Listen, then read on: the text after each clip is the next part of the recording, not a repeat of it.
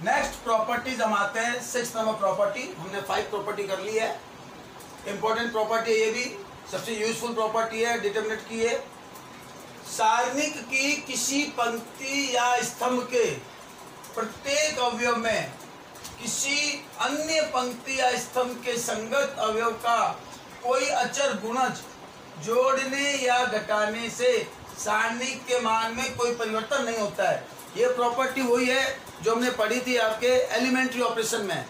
मैंने आपको elementary operation एक टॉपिक करवाया था। वो एलिमेंट्री ऑपरेशन ही है, प्रारंभिक संक्रियाएं, यानी किसी एक रो को चेंज करने के लिए हम दूसरे रो की हेल्प ले सकते हैं। उस रो के साथ हम जोड़ सकते हैं, घटा सकते हैं किसी अचर से गुणा करके। यानी ये line, if to each element of any row और column of a determinant equimultiples of corresponding elements, यानी उसी के संगत एलिमेंट्स ऑफ अदर रो या column are added, then value of determinant remains same. मतलब ये आपका ऑपरेशन एलिमेंट्री ऑपरेशन में मैंने बताया था प्रारंभिक संक्रियाएं कि मान लो कोई रो चेंज करना है, तो जिस रो को चेंज करना है उस रो को लिखा हमने, फिर एरो उसी रो को लिखकर प्लस किया अनदर रो, दूसरी रो जिसके साथ हमें प्लस या माइनस करना है, और के से मल्टीप्लाई करके भी हम कर सकते हैं। ये रूल कॉलम में भी लग सकता है, सेम रिजल्ट आएगा। वो पहली वाली डिटरमिनेंट का सॉल्यूशन और इसके चेंज करने के बाद डिटरमिनेंट का सॉल्यूशन में कोई चेंज नहीं आता है। ये प्रॉपर्टी है, तो हमें कई बार ये रूल या ये प्रॉपर्टी यूज करनी पड़ती है सिंपल करने के लिए, डिटरमिनेंट के सॉल्यूशन को इजी बनाने के लिए, क्योंकि इसका नॉर्मली यूज या तो एलिमेंट को जीरो बनाने के लिए होता है, या पूरे के पूरे रो या पूरा का पूरा कॉलम जो है वो आपका कॉमन निकल जाए, हम इसका यूज तभी करते हैं हम। तो देखिए आप, जैसे मान लो ये कोई डिटरमिनेंट है, अब मान लो कि इस डिटरमिनेंट में मैं ये प्रॉपर्टी लगाऊं, एग्जाम्पल मान लो R1 चेंज कर रहा हूं मैं। अब R1 जिसको चेंज करना है वो लिखना है सबसे पहले, C1 चेंज करें तो C1 लिखना है, R2 चेंज करें तो R2 प्लस। अब रो है तो रो ही इसमें प्लस होगा या रो ही इसमें माइनस होगा। तो मैं R1 के साथ मान लो कि मैं R2 रो ऐड कर रहा हूं और किसी कांस्टेंट के साथ, बस शर्त है कि वो कांस्टेंट जो है वो जीरो नहीं हो, यानी के की मल्टीप्लाई करके R1 को मैं नया चेंज कर रहा हूँ और इस डिटरमिनेंट का मैं नया नाम दे रहा हूँ। तो इस तरह से जो हम चेंज करेंगे तो उस डिटरमिनेंट का सॉल्यूशन और इस डिटरमिनेंट सॉल्यूशन में कोई चेंज नहीं होगा, दोनों सेम आएंगे खोलने पर, एक्सपेंशन करने पर, ठीक है ना। तो इस रो को मैं यहाँ लिख रहा हूँ, जैसे R1 चेंज कर रहा हूँ और वो किससे चेंज कर रहा हूँ, तो देखो R2 और R3 सेम रहेंगे पहली बात तो आप R2 और R3 तो आप पहले लिख लो सेम, क्योंकि केवल चेंज R1 हो रहा है और वो R1 चेंज इस ऑपरेशन से हो रहा है, यानी R1 की लाइन में R2 की लाइन को ऐड करना है K से मल्टीप्लाई करके। कॉरस्पॉन्डिंग एलिमेंट्स, यानी इसके साथ इसका होगा काम, इस एलिमेंट के साथ इसका होगा काम और इस एलिमेंट के साथ इसका होगा। R1 प्लस के R2, जैसे R1 का A1 है तो R2 का B1 लेंगे K से मल्टीप्लाई करके और दोनों का प्लस आएगा वो लिखेंगे R1 में, तो A1 प्लस के B1 ये हुआ आपका, इस तरह से ऑपरेशन हुआ। ऐसे ही A2 प्लस के B2 और ऐसे ही A3 प्लस के B3, यानी हम इस तरह का एक कोई ऑपरेशन ले सकते हैं और इसका रिजल्ट ओपन करने पर और इसका रिजल्ट ओपन करने पर सेम आएगा। प्रसार सिस्टम कहते हैं, खोलते हैं ना हम सारणिक को, एक्सपेंस करते हैं, एक्सपेंडिंग अलोंग R1 R2, तो दोनों को ओपन करने पर सेम आएगा। तो फिर इस प्रोसेस को हम यूज करते हैं और इजी बनाने के लिए, कॉमन लाने के लिए, यानी फ्रॉम 1 and 2 अगर हम लें तो ये और ये दोनों सेम होते हैं, यानी इस प्रॉपर्टी का हम यूज कर सकते हैं अकॉर्डिंग टू क्वेश्चन। और इस प्रॉपर्टी का यूज मैंने कहा था कि इसका प्राय यूज हम करते हैं या तो एलिमेंट को जीरो बन जाए या प्लस भी कर सकते हैं और माइनस भी कर सकते हैं हम यहाँ, या कॉमन आ जाए ताकि वो कॉमन वाली लाइन को हम बाहर लेकर इस एलिमेंट को और ज़्यादा छोटा, डिटरमिनेंट को और ज़्यादा छोटा बना सके, स्मॉल बना सके। तो ये प्रॉपर्टी हम ले सकते हैं। हम ये भी यूज कर सकते हैं इस तरह से, जैसे मैंने लिया R1 चेंज करके मैंने लिया R1 plus R2 plus R3, तो इस तरह से भी हम प्रॉपर्टी यूज कर सकते हैं, यानी तीनों रो को जोड़ना, तीनों रो को घटाना, इस तरह की प्रॉपर्टी भी हम ले सकते हैं।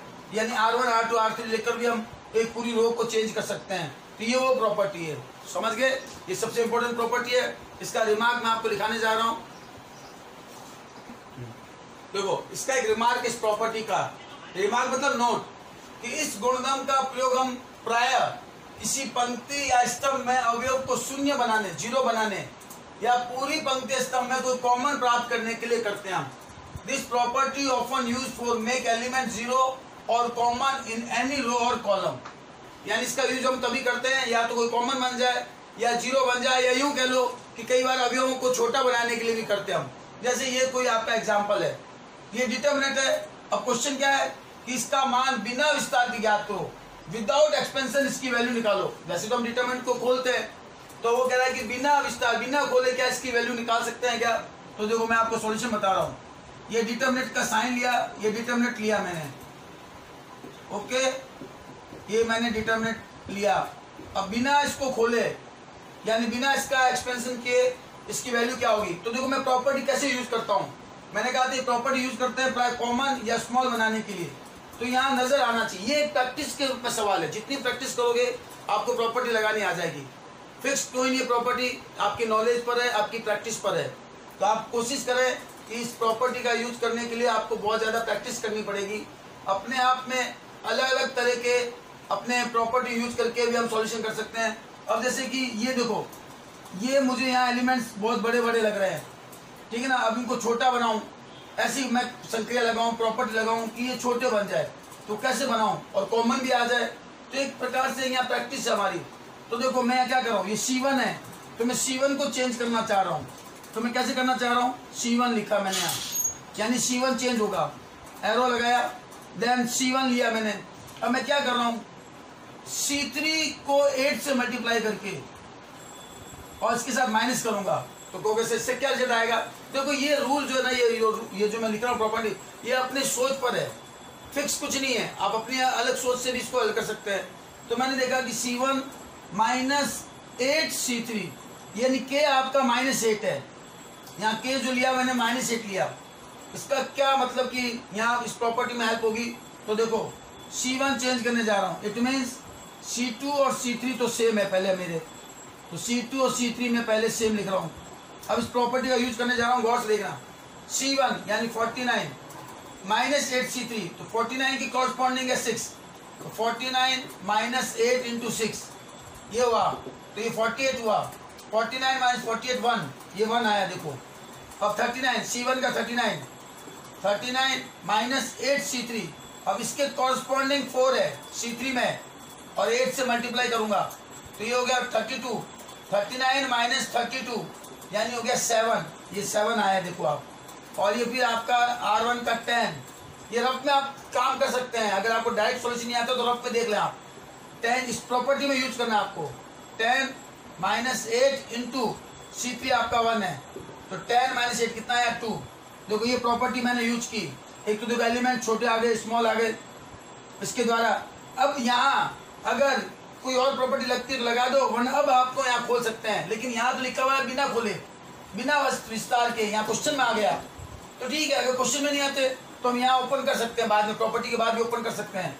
लेकिन यहाँ कह रहा है कि विदाउट एक्सपेंशन, इसका मतलब बिना खोले इसका रिजल्ट आना चाहिए। तो यहाँ एक नजर आ रहा है रिजल्ट, देखो आप गौर से देखो, एक प्रॉपर्टी और यूज हो रही है। ये देखो C1 और C2 सेम एलिमेंट आ गए। एक प्रॉपर्टी थर्ड हमने पढ़ी थी कि अगर कोई डिटरमिनेंट के कोई 2 रो और कोई 2 कॉलम अगर सेम आ जाए तो इसका मतलब उसकी वैल्यू 0 होगी, बिना खोले, विदाउट एनी एक्सप्रेशन। यानी हम यहाँ डायरेक्ट 0 लिखेंगे और रिजल्ट लिख देंगे C1 = C2। तो इस तरह से हम इस प्रॉपर्टी का यूज करते हैं एलिमेंट्स को स्मॉल बनाने, कॉमन बनाने के लिए, और कई बार 0 बनाने के लिए। वो 0 बनाने वाली मैंने आपको प्रोसेस बताया था एलिमेंट्री ऑपरेशन में, प्रारंभिक संक्रिया में, एग्जाम्पल देकर। तो ये प्रॉपर्टी सबसे इंपॉर्टेंट है डिटरमिनेंट्स के सॉल्यूशन के लिए। ये लास्ट प्रॉपर्टी है डिटरमिनेंट की। If each element in a row या column of a determinant is 0, then value of determinant is 0। मतलब यदि कोई सारणिक कि किसी एक रो या कॉलम के सारे एलिमेंट 0, सभी अगर 0, तो डिटरमिनेंट की वैल्यू भी क्या आएगी, 0 आएगी। यानी इसको खोलने की जरूरत नहीं है। खोलने का मतलब मैं बार बार कह रहा हूँ, एक्सप्रेस्ड करना, विस्तार करना, प्रसार करना अलोंग टू कोई भी रो या कॉलम के, जैसा कि हम पहले कर चुके हैं। तो बिना इसे एक्सप्रेस्ड किए हम इस डिटरमिनेंट की वैल्यू को प्रॉपर्टी के अकॉर्डिंग लिख सकते हैं हम।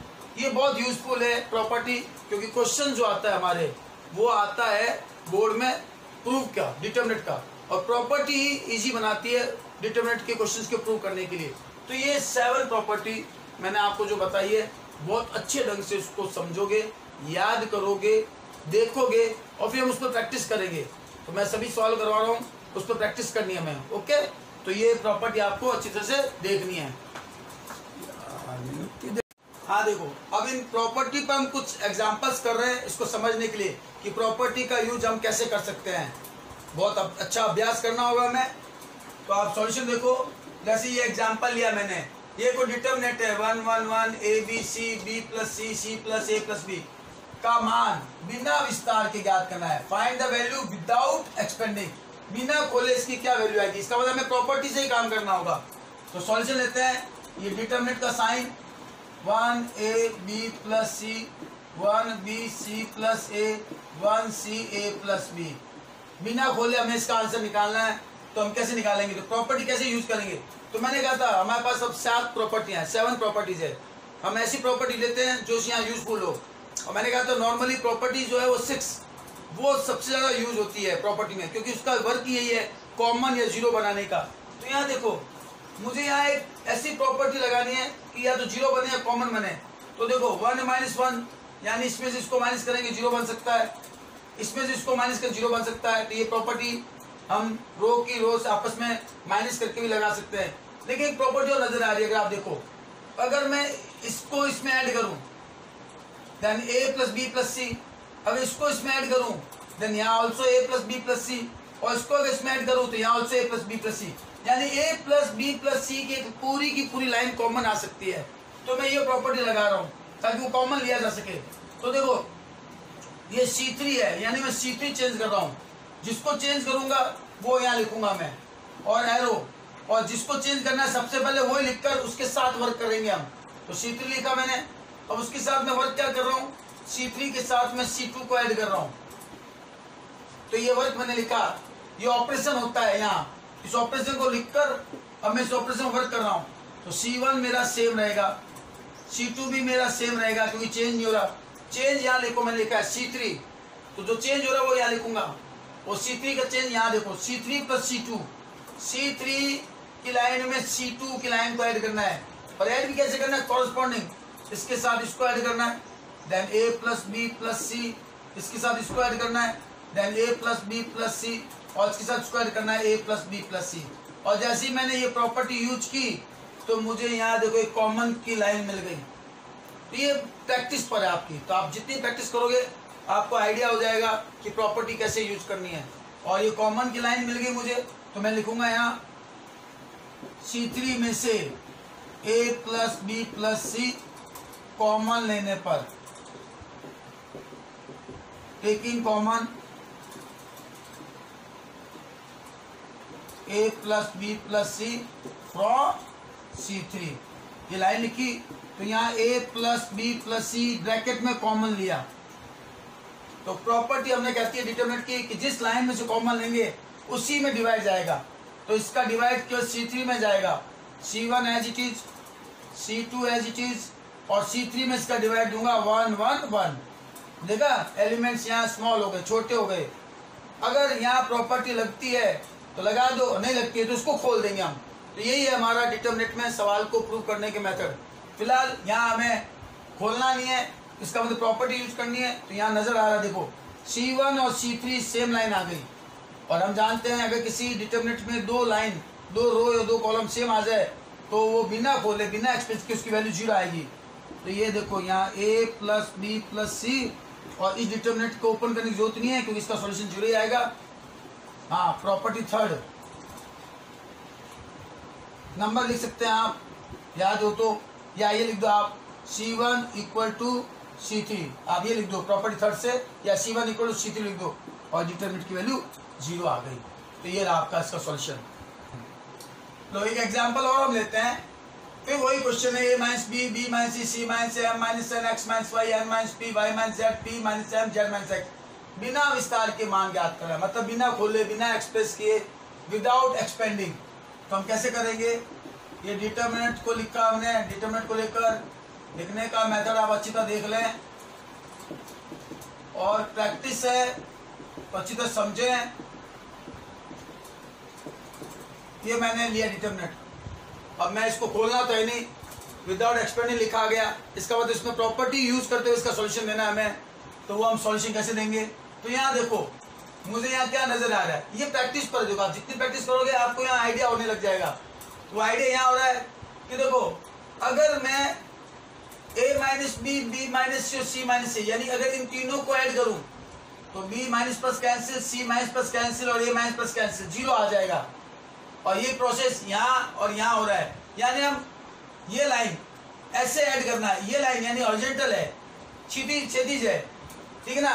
तो इसका मतलब हो गया ये रो, पंक्तियां हो रही है, पंक्तियों में एक प्रॉपर्टी लगा रहा हूं, यानी मैं फर्स्ट रो को चेंज करना चाह रहा हूं, देन R1, जिस रो को चेंज करना चाहूंगा लिखा मैंने एरो, तो फर्स्ट रो सबसे पहले लिखना है मुझे। अब इसके साथ मैं R2 और R3 ये दोनों रो प्लस कर रहा हूं, यानी जब भी R1 चेंज करूंगा ये ऑपरेशन मुझे यूज करना है। तो देखो आप, तो R1 चेंज हो रही मेरी लाइन, इसका मतलब R2 और R3 जो मैं सेम लिखूंगा, तो आप पहले लिख लें। R2 लाइन लिख दी पहले और R3 लाइन लिख दी मैंने।